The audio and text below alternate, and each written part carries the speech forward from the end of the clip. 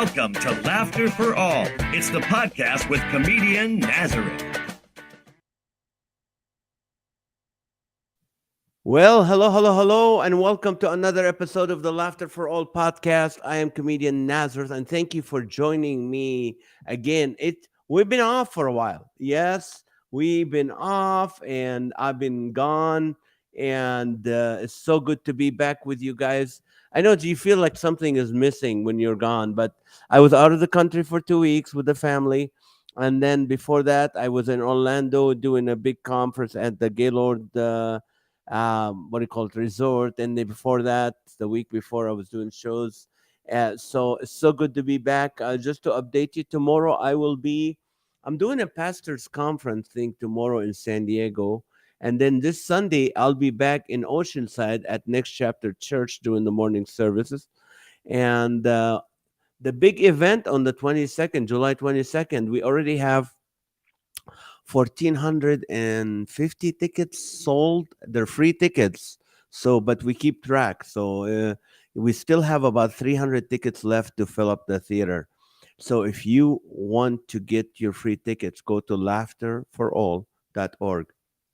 Laughterforall.org. Check on the July 22nd event, and you'll be able to get free tickets. Yes, you can donate.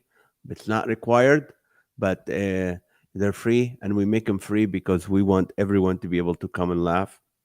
We want everyone to be able to hear the good news of Jesus Christ after 2 hours of laughter. And I'm bringing with me comedian Sizzle C. He's gonna MC and host the show. There's also Michael Rayner, who has millions of followers and likes on TikTok and Instagram. He's a variety act. He's been on the Tonight Show, Letterman, everything. He's going to be with us. Also, comedian Gilbert Escovel, hilarious comedian. He's going to be with me. And then I'll be doing about 45 minutes of comedy and then give the good news. So, and also we have Christian Anthony Band gonna open the show with some music. So it's gonna be a great night. Bring your family, come and enjoy it. It's free.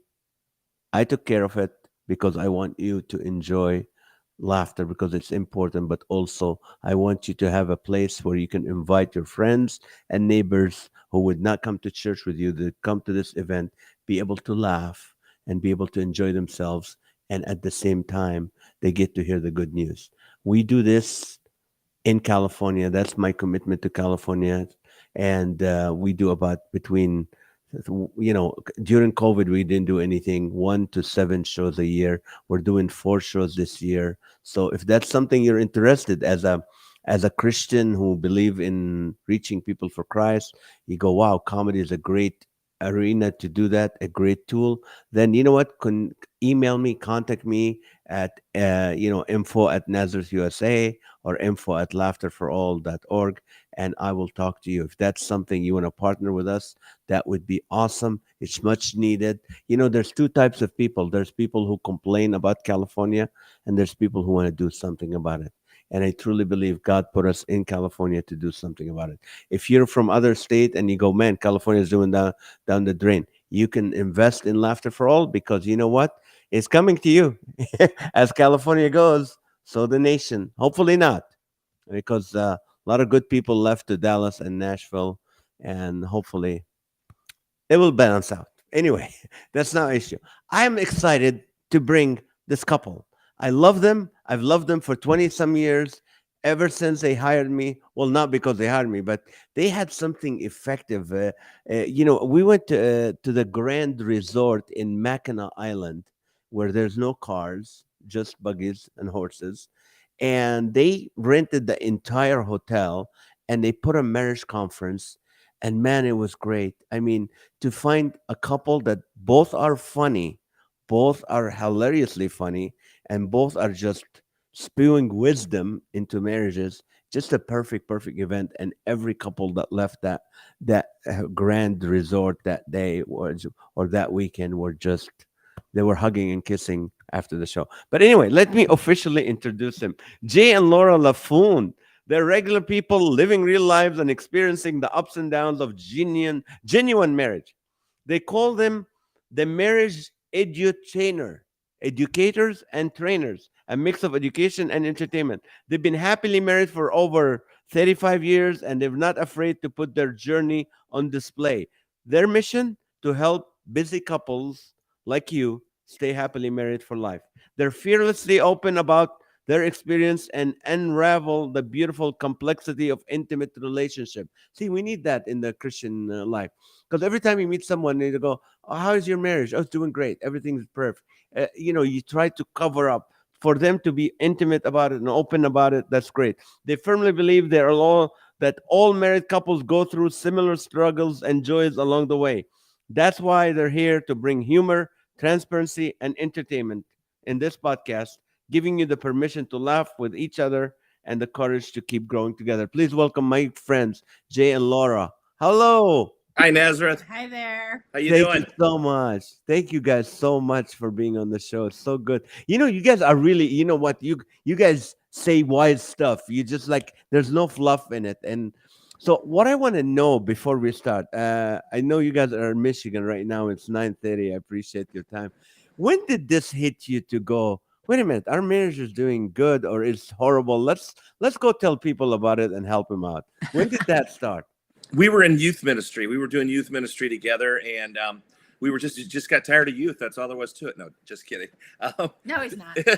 parents were asking us to do parenting seminars. They were like, "You get our kids. You understand youth. Help us parent better."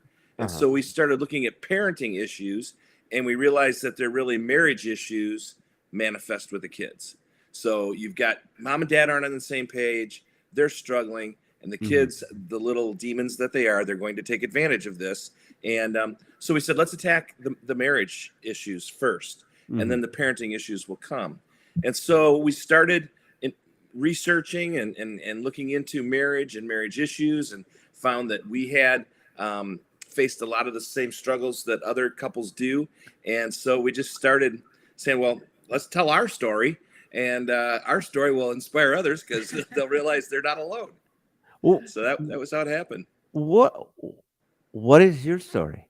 What is Our story. when you started? What was the story? We almost actually July 4th of this year, we met 39 years ago on a blind date. Oh, One of my best friends had married someone that Jay knew, and we were in Atlanta, Georgia, and they wanted to get him out of their apartment because he was living with them. I had gone to work for my friend. Yeah. And they were headed to a Braves game, and they said, "Hey, we've got the perfect guy." My friend said, "Hey, I've got the perfect guy for you." And we went to the Braves game, and then I invited him to go play putt-putt a couple nights later. Oh, no. First, we got to hear about this. Okay. So we're at the Braves game, all right? And it was wonderful. We had great conversation. Baseball is a wonderful thing to go and enjoy and still have conversation. And so this was a blind date. That was July 4th. She had moved. We had both graduated college. She had moved back with her mom for the summer. And the next morning after our blind date, she said, "Mom, I'm going to marry that man." wow. After one date. That's right. And over the next 10 days, we're in Atlanta, Georgia. She managed for her path and my path to cross 8 of the next 10 days. By coincidence. Yes, there were 2 million people living in Atlanta at the time. Okay. We have a word for that now. It's called stalking. You know what I'm saying? She was stalking you. Okay. She was. But 10 days after our blind date, I knew she was the one. And so I asked her to marry me. And she said, "What took you so long?" And that was 39 years ago. The rest is history. Yeah. Wow. Now Jay Laffoon, your last name is Lebanese, right? No, actually French. French. Yes. Maybe Because- it's French Lebanese. It could be French Lebanese. Yes. Yeah, because my brother, he's a Greek Orthodox Christian, and he goes to a church in Irvine, California, and their priest is called Michael Laffoon. Yes. Lebanese, yeah. So that's how but you have a kind of like East Massachusetts accent, Jay? Nah, this is Michigan. Oh, it's Michigan. Here I'm in sorry. Michigan, we drive our car to the bar. That's what it's just like Chicago. How about you, Laura? Where did you grow up? I'm originally from Atlanta, Georgia. Yeah. So when I moved up here, I had to develop a different accent than I grew up with, because these people up here were relentless with my Southern accent. So I kind of adapted it. It still comes out at times when I'm with my family, it'll come out a little bit, or if I hear another Southerner talk, it'll come. Or we go do our date night shows down in the South. Then I play it up on stage so they know I'm. And if I actually say the word y'all, I get ridiculed by my wife. Like, you're not a Southerner. He doesn't know how to say it right. Now, what I've always told people the first year of marriage is the hardest year because you're kind of establishing your territory. Like you go to your recliner and you wanna, as a male, you just leave your urine smell because that's your territory. Then she tells you this is how you do it and what you do. Is that true? Is it true the first year of marriage? Is it the hardest? I think it's a personality thing. I do think for some people it is because they're adjusting to meeting the needs of another person. I'm not using this as a cop out, but my mom, the best marriage advice she gave me was she said, marry someone who loves Jesus more than she loves you. And I was fortunate enough to do that. And so Laura has had the patience of the good Lord with me over the years. And I've been blessed. We've had, don't get me wrong, we have had so many ups and downs. We've had so many trials, so many troubles. But our first year was kind of a blur because we were still getting to know each other. I mean, we'd only, we met on July 4th. We got married that December. So it was pretty quick. Yeah. So that we were still, googly eyed for the longest time after we got married because we hadn't known each other very long. We were both out of college. We both knew we wanted to minister with our spouse. And quite frankly, we were both horny, so that helped.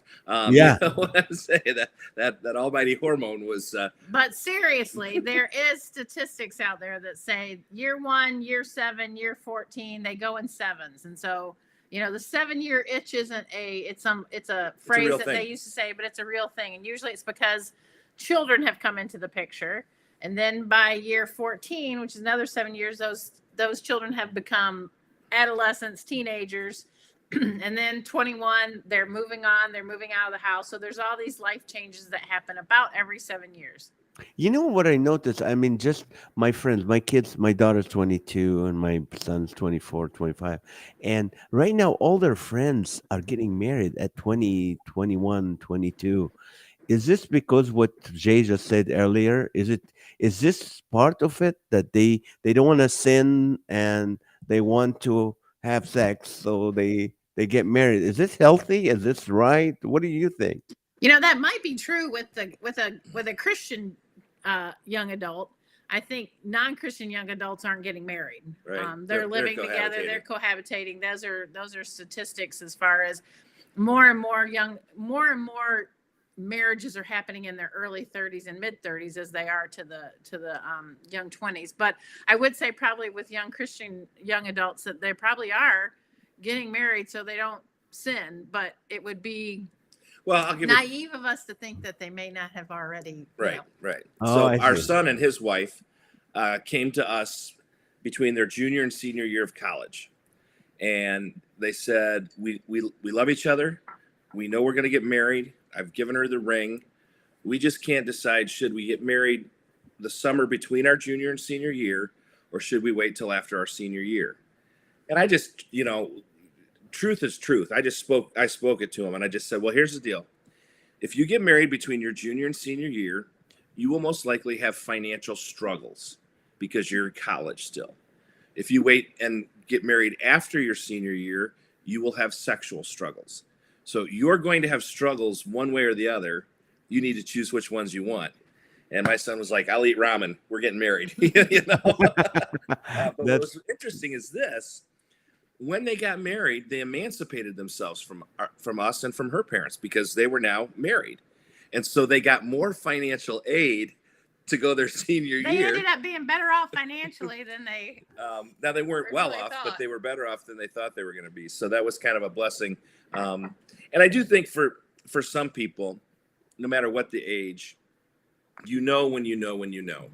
If you've dated and if you've been observant of members of the opposite sex, what is going to work with you and what you are attracted to and vice versa. So Right. And I just want to say there's 270 people right now watching live. And I just want to say we are open. If you have any questions that you can ask while we're doing this, they probably Jay and Laura will open to answer it. And no better person to answer it though. and if we don't know it, we'll make it up. Yeah, we'll make it up. Now, what makes Jay? What give you that wisdom to be like when you got married and it was just like right away you got into youth ministry and then you guys went into the marriage, speaking to parents about and looking into your marriage. What do you think gave you the wisdom? Was it the troubles in the marriage or was it the joys of marriage? What was does that make I sense? Like yes, what got you to become experts into this? I think both Laura and myself had great role models. They weren't perfect by far. I mean, and their warts, they would wear their warts proudly. They would wear their scars proudly, but they were committed to each other. And again, the advice my mom gave me, I'm 16 years old. My parents are going through a hard time. I know it. My sister knows it. Everybody knows it, that they're struggling. And I'm help. This is how much, I was concerned for my parents. I volunteered to help do dishes with my mother. Okay. At 16. All right. So, and I just said, Mom, are you and Dad going to get a divorce? And she took the dish rag and she just whacked me across the face with the dish rag. And she said, don't ever think that. And I said, why? And she said, because your dad loves Jesus more than he loves me. And his goal is to serve the Lord. We'll get through this.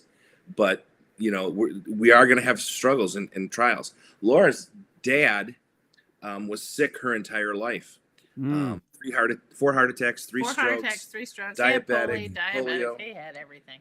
And her mom was, in my estimation, one of the best examples of honoring the marriage vow in sickness and in health, because she stood by Sonny through sickness after sickness after sickness. And so that was a great model for Laura. And that was the start of it, clearly. I think then we were so working with youth and seeing so many troubles in kids' parents. And here's the cause of it. We would, really drill down to what's the cause of the problem, that gave us a quicker wisdom maybe than normal. But it has not kept us from our share of problems. I mean, when we got married, Laura did not understand the word budget. She thought it was a curse word, and so Money was for spending. I'll join you. I'm still in that boat. So we struggled with money, and we talk to people all the time about the big 3 in marriage. Okay, what are they? Oh, okay, Lebanese. All right, that you'll conflict about. Oh wait, that's money, sex, and family. Those are the big 3, and you wrap all of that up in the fact that men and women communicate differently, and things can explode quickly in marriage. Let me ask you this, and you get married, and it's just like you come as a husband with the ego, with like, okay, I'm gonna take care of her. I love her. I do that, and slowly you start noticing that as the years go by, your spouse starts looking at you as like you don't know what you're talking about. She went like, she goes from wow, you're amazing, you know everything, to let's ask someone else. I don't think you know what you're talking about. How do you deal with that in marriage? Nazareth, it's called menopause. That's what happens. Okay. Yes, menopause has me longing for the good old days of PMS. I'm telling you that much, right? But no, it's true, because I vividly remembered when we first got married, Laura would laugh at everything I would say. I could say asparagus, and she would laugh. She would giggle. And I don't remember when it was, but I said at some point, I said, honey, when did I go from amusing to annoying? When was that? At the altar. And it was at the altar that late switch. I do think, though, I mean, I was joking, sort of, saying menopause, but I guess it's probably been, it was right before COVID hit. We were traveling for our date nights, and we were in a hotel room, and I was bossing him around, which has never happened in our married life. But you know this, Nazareth. the only way you can survive on the road is to have certain routines. Yeah. Certain routines when you get into the plane, certain routines when you get off the plane, certain routines when you get to the hotel room. So for some reason, and I was being serious, I never bossed him around. He always bossed me around. Always told me what to do, how to do it, blah, blah, blah, blah, blah, blah. And I just did it, or I did it my own way and just didn't say anything. And, but this one particular time we were in the hotel room and I was just bossing him around like crazy. And he goes, look, there's only room for one Jay Laffoon in this family, and it's not you. And I said, well, get used to it, because I'm now telling you what to do. And so really, as you go through different phases of life and you go through different situations, and, the kids grow up and get out of the house, and I'm not consumed with the children anymore. Now I'm like, oh yeah, I do know some things. I could tell you a few things that might change your life. And Are you enjoying yourself now after the kids has left as you did before you had your children? Yes, Jesus, thank you. Our philosophy, and I'm not saying this is right or wrong, it's just what we chose, what we thought we were supposed to do, was to prepare our kids to leave. And knowing that we're preparing them to leave, a side effect of that was we knew we had to stay together, and that we had to not only stay in love, but stay in like and pursue stuff that we enjoyed together. Early in our marriage, we made a commitment that divorce was never a part of the equation. It wasn't even a word we were going to use, entertain, speak, anything. So we knew murder, yes. Divorce, no. Divorce, no. So yes, it was stick together and figure it out. So when the kids left, it was an adjustment. I mean, don't get me wrong. It was an adjustment, because our office is in our home, and Naked Tuesdays became a regular thing. That was wonderful at the office. Naked Tuesday. Tell me more. Yes. Well, only one of us. I know we have tacos on Tuesday here in California. It's not me. So there you go. But no, we had some adjusting to do, but we also knew that we are each other's biggest fan. We're each other's best friend. Don't tell my golfing buddies, but I'd rather golf with my wife than with my buddies, simply because she is my best friend. And so that's helped the empty nest go a little bit better. How about you? I think I still have one vulture left in the nest. And we still have to chew the food and just drop it in her mouth. And that's keeping us, because I started later and we had 7-year gap between our second child and the third one. So we still feel young to have it. And we're still, as there's always Maha, my wife, and she's an amazing mom. And I know she's a stay-home mom, which means she works 120 hours a week with the kids. And I was the one, I think our marriage, and that's where, it's different for you guys, because I traveled.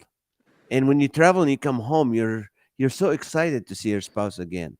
And when I met my wife, when I met Maha, the day I saw her, I asked her to marry me.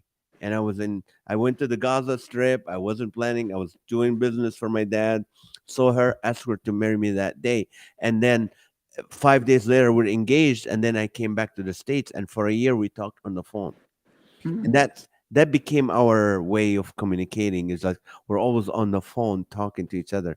So when I traveled a lot, I found out that, when I come home, it's so exciting to be back home with them. But you said something earlier that was very interesting, because we just came from Europe, and thank you, Points, American Airlines, and Marriott, we're able to go to France, Spain, and Italy with the points. But I'm the guy that came out of the plane. Okay, let's get to the rental car. Let's get the rental car. Let's get to the hotel.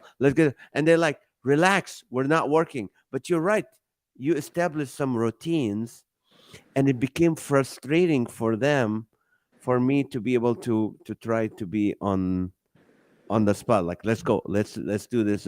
So what's your biggest challenge being on the road together? I mean, sometimes, like, let's say Jay is like, I'm excited, we're going to speak right now in an hour, we're going to go, and there's thousands of couples we're going to speak to, and maybe Laura is in a whole different mood. How do you guys fight? Did you ever fight right before to go on stage? Oh yeah. We were in Fort Wayne, Indiana, We were doing a conference, one of our Celebrate Your Marriage conferences, and I don't remember what we were fighting about beforehand, but we stepped up to do our sound check, and something wasn't going right with the technology. And I don't remember. And she was upset at the sound man. I was upset at the sound man because I didn't think he wasn't ready. You know, I'm a prima donna. You know how that is. Oh, police! He wasn't ready, and he clearly wasn't. And you know, the show's starting in a short while, and so she's kind of spewing to me how she's not happy with the sound guy. And I think I said, you know, never. You think you said? You did say. No, I said just relax. Ooh. And you never tell your wife to just relax. Oh, you just don't, because if they're going to be upset, they're going to be upset. And she said, so we started arguing. So we're on stage, okay? I just said relax, and she said relax. You're going to see relax. I'm going to let you do this show by yourself. And without missing a beat, I said, fine, it'll be better that way. Oh, okay. Ooh, yeah. I took my mic off and left the auditorium. Yeah. You did? We had a hospitality suite that was attached to our bedroom, and it was where the staff can come in and get, you know, snacks and drinks and stuff. And we went to the hospitality suite, and we could not have been on more opposite ends of the couch. I mean, she's hugging this side, I'm hugging this side of the couch, and we've got golf or something on TV, just something benign on TV. And our comedian, who you know very well, Mike Williams, he walked into the room. He opened the door. He took one look at us and he went, "See you later." And he just shut the door because the tension was palpable. And now it's kind of become a joke. Before, for some reason, I mean, I know why. It's the enemy attacking. But before a date night weekend or before one of our conferences, we'll have some big blow up fight. And now we just laugh when it's over. We look at each other and go, "Well, it's going to be a great weekend. It's going to be a great weekend of ministry." Because that is kind of the way it's worked out. But yeah, when we travel, the challenge is he gets a very high energy. He's a very high energy person. I'm much more even keeled. And so he's like, we got to go, we got to do, we got to, and I'm just like, whoosh, let's just breathe. Let's just, let's walk through the airport, not run through the airport. And then when we get to a venue, if everything's not just, working, boop, boop, boop, boop, he gets all antsy and anxious. And I'm just like, it'll be fine. It'll be fine. So that really is the only challenge, who you guys energy wise that we have. Okay, I have a question from Alan Goodwin. It's good. Well, I'll read this comment first. Naz and Maha are great family role models. Thank you, Alan. Okay, have the two of you ever stopped communicating? The couples that keep talking in good and challenging times seem to have lasting positive relationship. So have you ever stopped communicating where you felt, you know what, it's useless? I don't think we have. Now, we communicate very differently, especially when we're in disagreement. Jay is he's more of a... I just do this. I just smile. No, that's not what I'm talking about. That's annoying. I'm talking about how he just clams up. He doesn't always say exactly what he's thinking. When we're in the middle of a disagreement, he doesn't say too much. And I just keep going. Like I'm like that little chihuahua that's like... And then he pulls out the smile, and then it becomes, like I want to throw a grenade at him.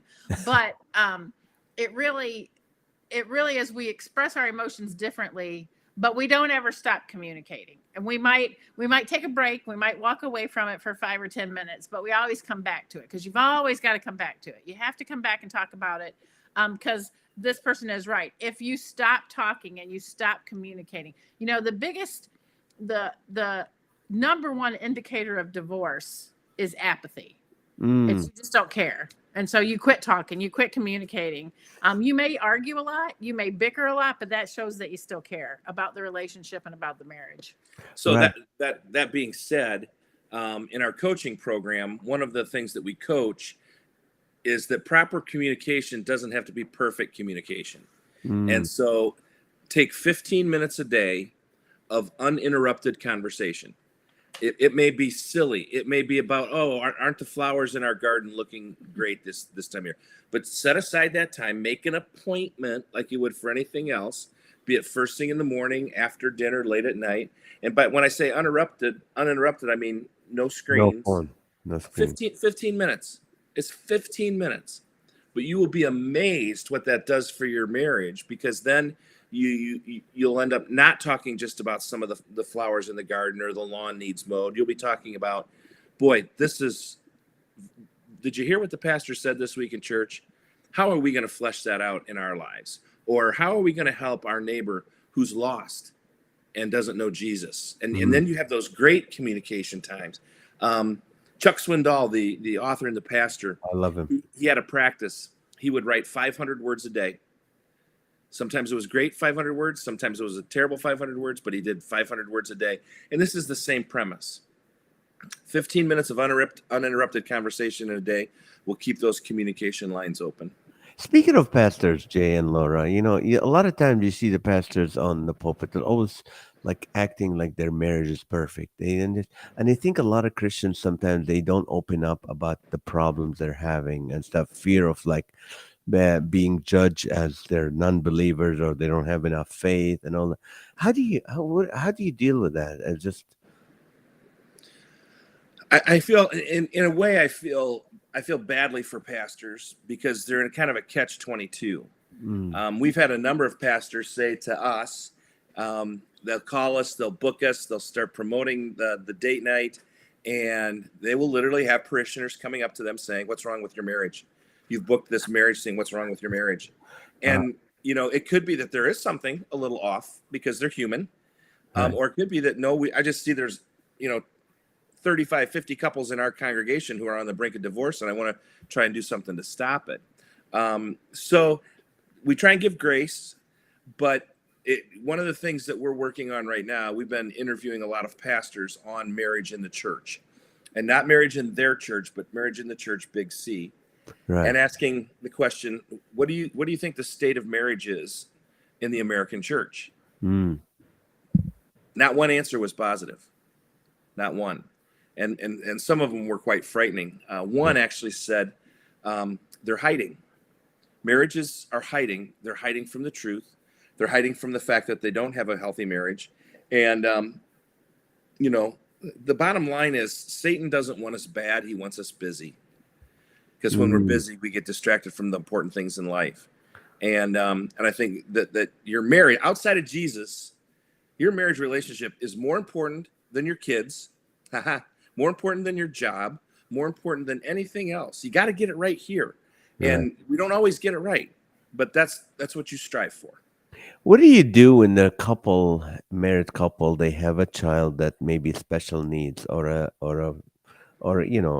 teen or an adult, and maybe there's no agreement on how to deal with that child? That's an extra stress on the marriage. How do people normally handle that? That's a great question. And I think that they have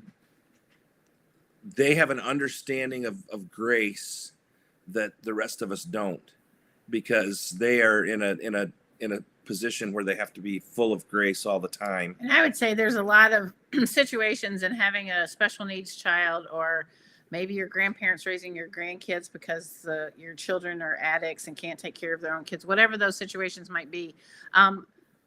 There's always help and hope from professionals. And I think too often in the church, we don't encourage people enough to get help from Christian therapists or Christian psychologists, whatever, to go to a counselor and have somebody that can walk you through situations that just the traditional marriage may not have to deal with. And having that help and having that support system is hugely important. And being a part of a group, we have friends in South Carolina that raise special needs children, and they have support groups. They are part of small groups that everyone in their group have special needs children, and to just be able to live life together and know that you're not going through it alone is hugely important. So I think it's really important to not be afraid. Don't shy away from getting help, professional help that can help walk you through those situations. And here's just some, if I had the opportunity, I would do. We don't have anyone really close in our life geographically that has special need kids. We have friends all across the country that do. But if we lived close, I would work hard to become friends with that child, me personally, so that, and Laura as well, so that we could say to mom and dad, we'll watch Richie tonight. You guys go have a date. Oh. You know, I mean, how there's the rub for these people to have a normal night. We get people come to our conference all the time, whether it's special needs or their children are addicts, or maybe a child just committed suicide, and they will tell us, we haven't laughed in 6 months. Mm. I can promise you, I have not laughed in 6 months.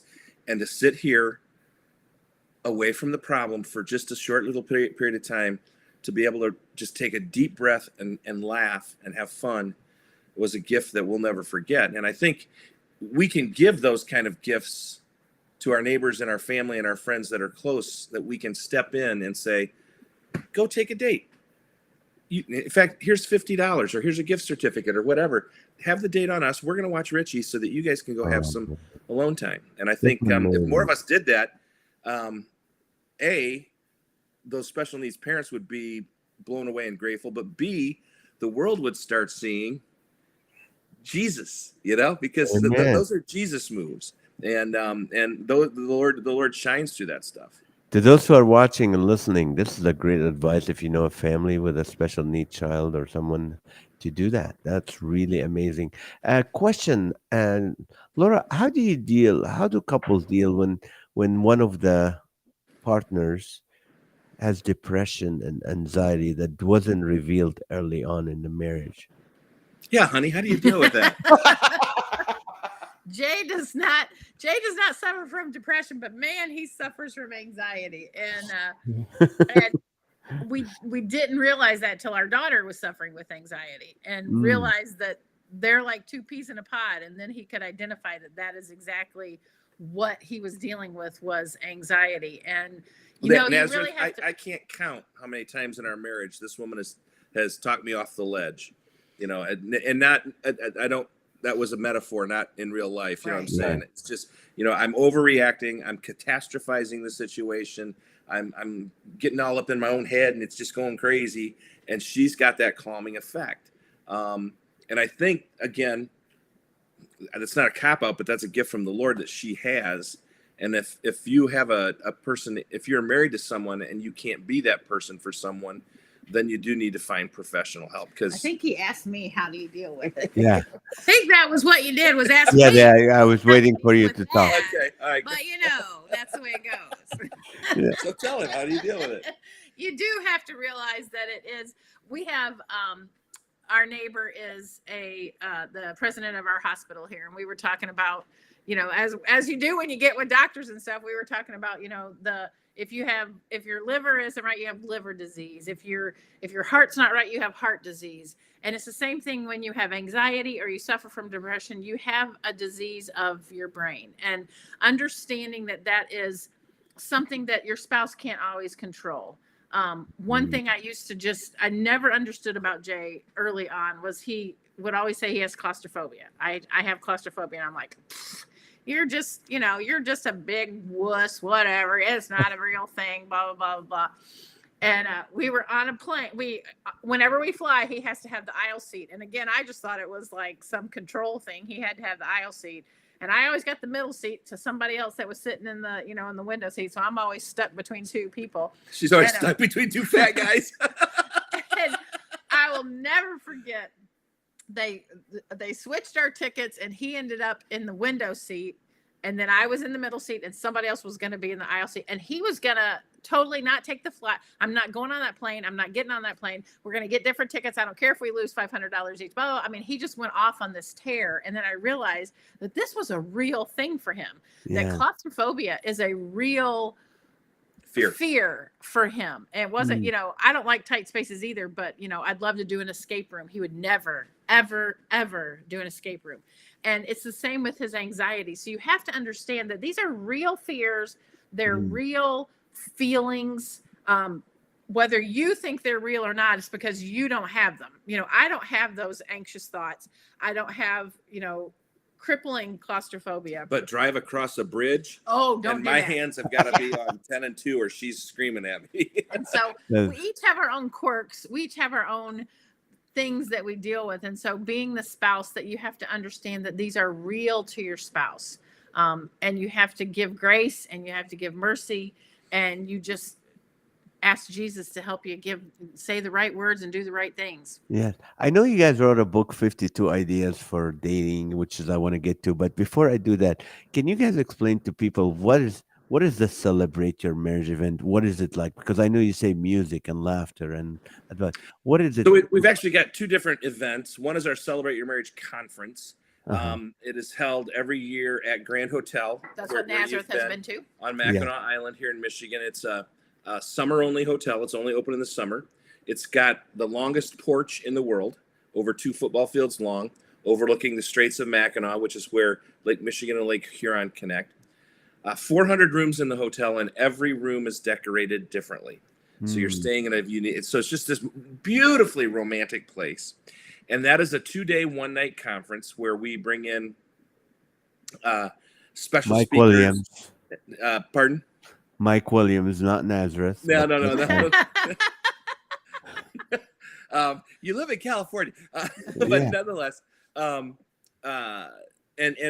we basically, it's a 2-day party with your spouse that will focus you and your marriage on Jesus. We have a lot of fun, a lot of laughter, mix in some great music, and biblical truth. And biblical truth. And this past May, we had Dr. Gary Chapman, the 5 Languages of Love. Yeah. And guy's 85 years old and is knocking the ball out of the park. Wow. And so we'll bring in special guests. And then the other product that we have, so to speak, is what we call our ultimate date night. And we travel the country going to churches, and it's 90 minutes of music, comedy, and biblical content for couples. So we a lot of our comedy is based in music and in interaction with the crowd with music. And then basically we deliver the content. Once we've and you know this with your Laughter for All events, you get their hearts soft with the comedy, and then they're very receptive to the message, be it the gospel of Jesus Christ or marital truths. And so those are the two things that we do primarily. Stuff online that we do some coaching. We work with some churches, but the conference is really where the Lord gave us our start. Good. Question: when a wife states she needs 15 minutes to get ready, how good is his math? Say that again. How good is his math? When a wife states that she needs 15 minutes to get ready, how good is his Rita math? is a comedian, I think. Yeah, she is very funny, very Better funny. be really good, and don't stop it at 15. It's not Give 15 her 30. minutes. Give her 30. It's never 15 minutes. And Chris Rossetti said his love language is pasta. Thank you, Chris. Okay, now the 52 date ideas. I mean, give us few if you don't mind, other than flying a kite or something like that. One of my favorites, we actually got from a young couple we were talking to, and they have 5 children. I think their oldest one is now like 15 or she's 16 because she can drive. So they have 5 children. But when they were all younger and all in the house and they could never, get away to do anything, they said one of their favorite dates, they called it a driveway date. They have a pickup truck. They would put all the kids to bed. They would get in the back of a pickup truck with their lawn chairs and their beverages of choice, and they would turn on their music, and they would sit in the back of the truck in their chairs with their beverages and their music and watch the stars and talk. I just thought that was such a simple, free of cost, but yet a really romantic and great time of connection. Another one that I like is what we call a drive to nowhere. And Laura is kind of an amateur, Laura's a very good amateur photographer. And so we did this a lot. We did this a ton during COVID, is you turn off the GPS, you turn off your phones, and you just start driving. And here in Michigan in the winter, a lot of times you can get some very beautiful scenery with snow crystals and ice and different things like that. And you just drive. And, whether it's for an hour or an hour and a half or 2 hours, and while it's amazing when you don't have a destination, how much conversation you can have as a couple in the car when you're just driving around. I do that when I'm alone, because when my wife is with me, she tells me exactly which exit to get off. But what is your favorite, you guys' favorite date night? Well, it depends on the season of the year here in Michigan. Right now, our favorite date is golf. We try and golf a couple times a week, and we work all day, and about 4:30, 5 o'clock we shut down the office and we head out. It's just beautiful here in Michigan. So that is really our summertime date. Our wintertime date would be cooking. We love to cook together, and so we make a big production about going to the grocery store and getting what we need and picking out really good ingredients, and we find the recipe, we go buy the stuff, we come home and we cook. That really is one of the things we really have enjoyed doing. In fact, if you so desire, you could go on our YouTube channel and look up Married Flavors. It's something that we did for several years, where we would just turn on a camera and we would cook for people and give them the recipe in the comments, and something we hope to resurrect, because it was really fun and we really enjoyed it, and the people did too. But yeah, that's cooking is one of our favorite dates to do. Laura. So the other one that I like is what I would just call a spontaneous lunch date. Like if it's raining and kind of gloomy, or we like food, obviously. Or it's Monday and we just came off the road, and we're wanting to just kind of do something fun. We've got a couple favorite restaurants that are not expensive. They're basically little dives, but they're here in our town and we love them. And I'll say to Laura, are you feeling Petticoat for lunch?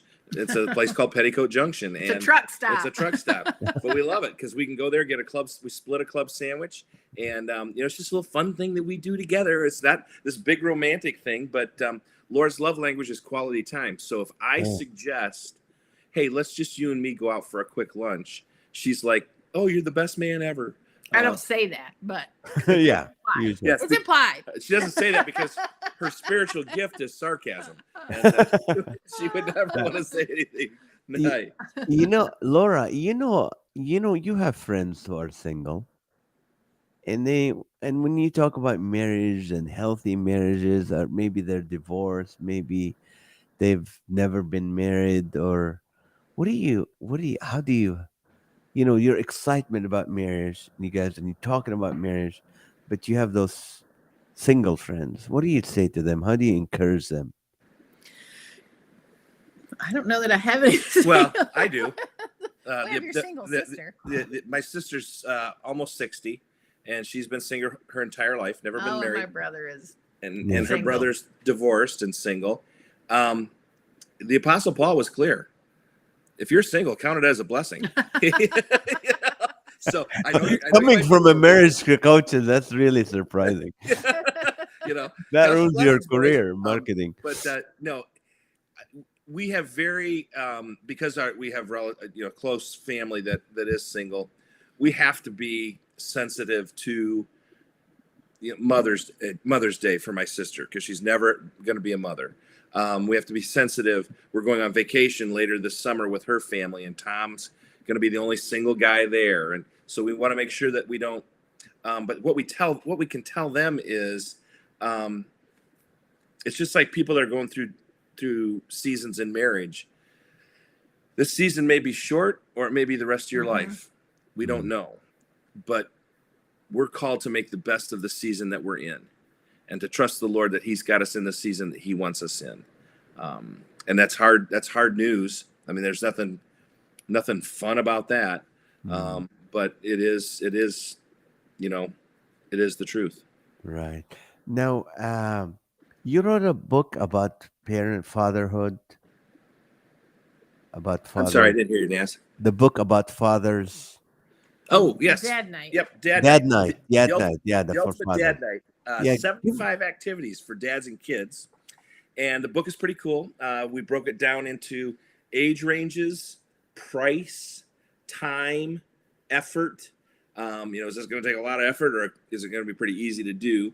And what we did was we map out the activity, and then we've got some questions that go along with the activity, and we call that closer to each other. So the dads got some prompts to ask the kids, so they're not just sitting there silent. And then we've got some prompts, and it's closer to God. So we take the activity and we make it not only about family, but about the Lord. And we wrote the book because dads operate best side by side. Men like to be shoulder to shoulder. That's why we have golf buddies. We have fishing buddies. We don't say to a bunch of guys, hey, you want to go get lunch together and sit around and talk? No, we don't do that. and that's nothing against that if that's you're a woman and that's what you want to do, but guys want to go do something together.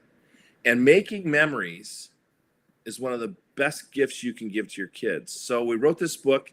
It's a field manual for guys. You can just whip it out and go, okay, oh, number 16 looks like a lot of fun, or number 47 looks like a lot of fun, depending on your kids' ages. And my favorite 3 in the book. Yeah. I've got one for little kids. It is birdhouses. Building a birdhouse. You can go to a craft store and get birdhouse kits that are very simple to put together.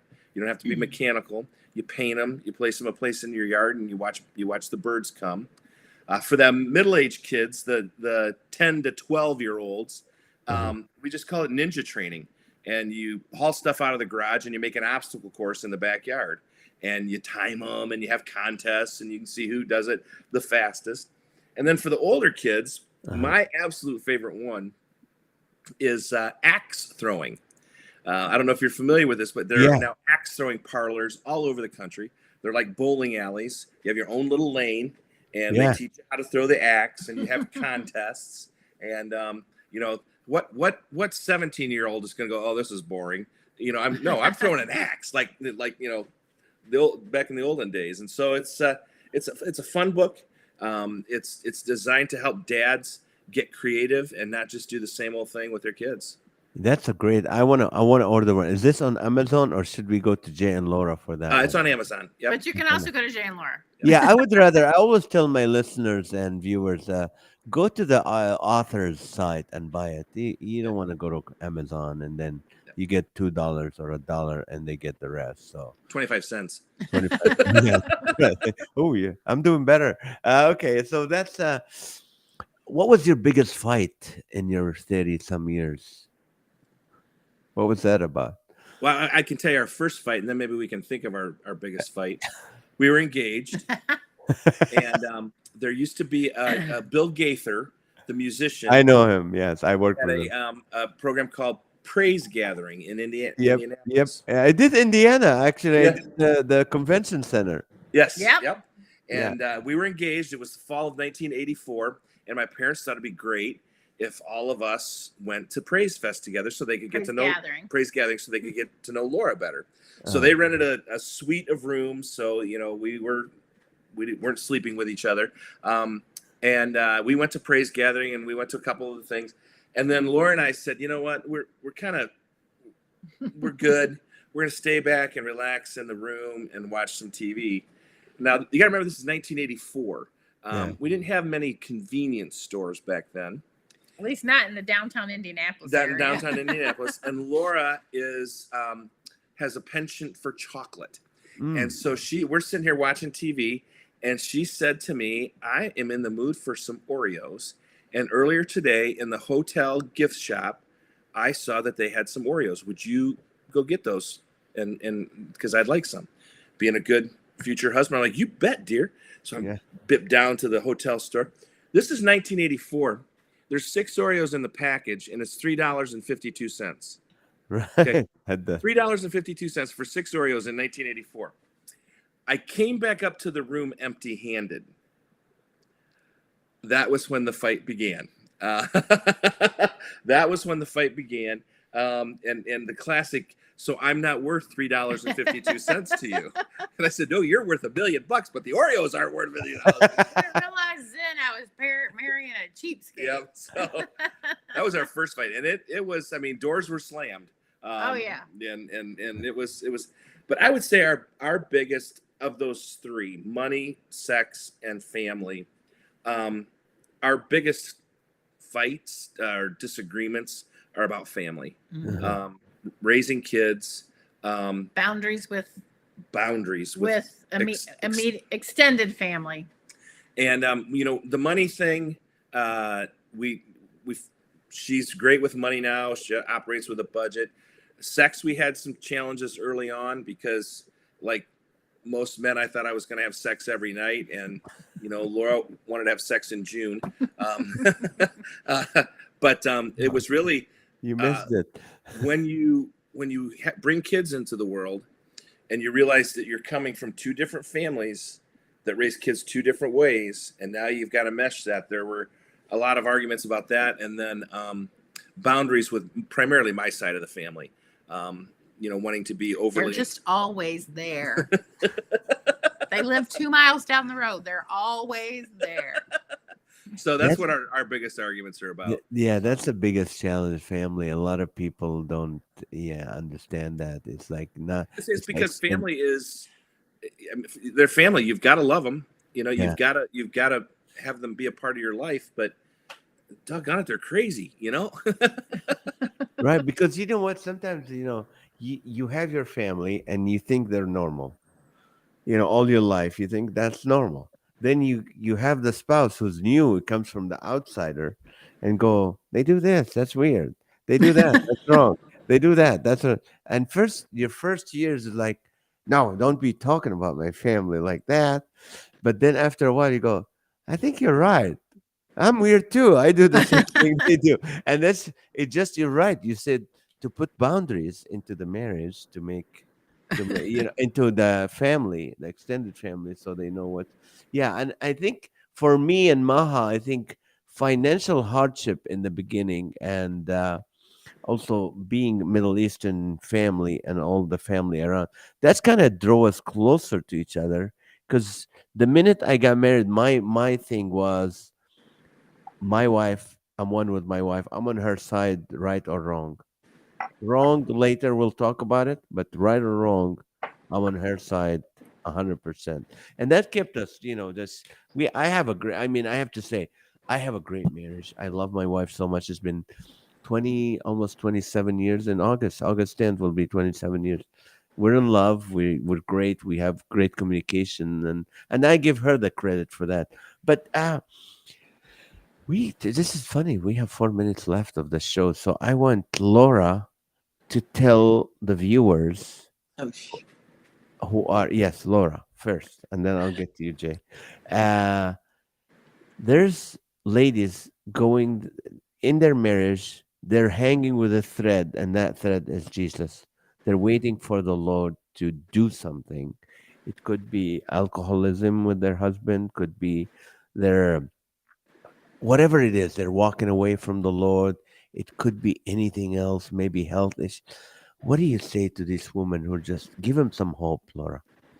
Well, I would say I said this earlier, if it's that you're married to an addict, or don't be afraid to go and talk to somebody. You need to have, and I'm going to say this, and this might be it probably shouldn't be your girlfriends. It shouldn't be somebody that knows your husband that you complain to. It needs to be somebody that's out of the situation, that you just have the freedom to say what you need to say, and have somebody give you some feedback as well. So if it's those kinds of situations, the really hard part, and it's not hard to say because it's the truth, is that you did stand before God and say, for better, for worse, for richer, for poor, in sickness and in health, until death do us part. So when it's those little things and you just want to give up, that's one thing. When it's an addiction of any kind, get help and don't put yourself in danger. If there's danger in the home, that's one thing. Right. But other than that, you said for better, for worse. And so really clinging to the Lord, continue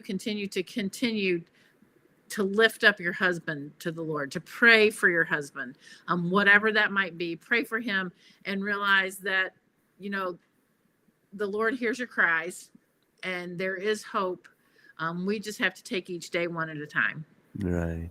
Jay, what do you say to the guy that's like, I married the wrong woman, but because this is not what I was expecting from a marriage, but because my love for Jesus, I'm going to hang on.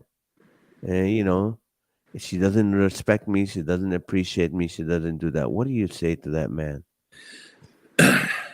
Jesus is our model. Love her. Jesus loves her more than you love her. So love her like Jesus. Pursue her like you did when you were dating. Because there's probably a reason behind a reason behind her actions. She may be struggling with growing older. She may be struggling with, I'm a mom and I have no time for myself. Mm. She may be struggling with, I don't look like I used to look. She may just be struggling with, I'm struggling. And the more you can let her know that you are not going to go away ever, and that you're going to love her, the more she will soften and will, and I believe that goes both ways. The more we love, the more they will soften. Only God knows how long it will take. Only the Lord knows how long that softening will take. But He's made the promise that He is faithful, and we all we can do is love on Him. That's awesome. The net Sweeney said, Will said Laura still hard sometimes though, and then said you took that question right from my brain. That's praise God. Well, already Chris Rossetti here put www.jandlaura.com /store for merchandise, for booking, for finding ways to attend. I really encourage you, if you can make it to Mackinac Island, you should. It's amazing. It's good for your marriage. It's good for your soul. Do it. If you're a dad, order that book. I'm ordering it right now after this show. Get that book. Also, I'm gonna get the 52 with date ideas. That's always, because it's so good to have creative people like Jay and Laura to be able to give us ideas that sometimes you're too busy to even think about. So I love what you guys are doing for the Lord, for because God loves marriage, and you're two healers of the marriage. And I loved working with you when I still remember it. I love you guys were so gracious to me, and just you put an excellent event. This is state of the art event at a great hotel, resort hotel. It's not like one of those, let's get in one of those Holiday Inn banquet room No. and do this. This is state of the art, high end. So if you can be there, go there. Love you guys. Thank you so much for taking the time to be. You bet, Thanks Naz. for Love having you us, too. Naz. And we'll Oh, it's my. anytime we can help you out, let us know. Let me know. I would love to join you again. It would be great. All righty. Thank you guys so much. All right, guys. Thank you for watching and listening to this. If you know a couple that really can benefit from this, can you share this? Can you subscribe to the podcast? That would be awesome. Also, I want to speak to you guys. I mean, normally, if your heart is for to see people come to Christ, and comedy is a way to do that. We've been so successful using comedy to soften people's heart. If that's something you want to partner with us and go, you know what, Laughter for All, you guys are doing great, renting arenas and theaters and putting free events and blessing people who can't afford to go to a concert, and then sharing the gospel, allowing to invite friends for free to hear the gospel. If that's something you want to partner with us, we can use it this time. You know me, I've for 7 years never asked for anything. But if you want to partner with us on this, I really encourage you. Just reach out to me directly, Naz at nazarethusa.com, Naz at nazarethusa.com, and say, hey, Naz, we need to talk. Let's have coffee. Let's do something. All right. Love you guys. Thank you so much for watching. And remember, July 22nd, next in 10 days, 11 days, we will have our Laughter for All in San Bernardino, one of the hurting cities in California, a free event at the California Theater of the Performing Arts. There's about 300 tickets left. We have almost, this place seats 1,875 people. So get your free ticket at laughterforall.org. Love you guys. Thank you for watching. Have a great night. Thank you. All right.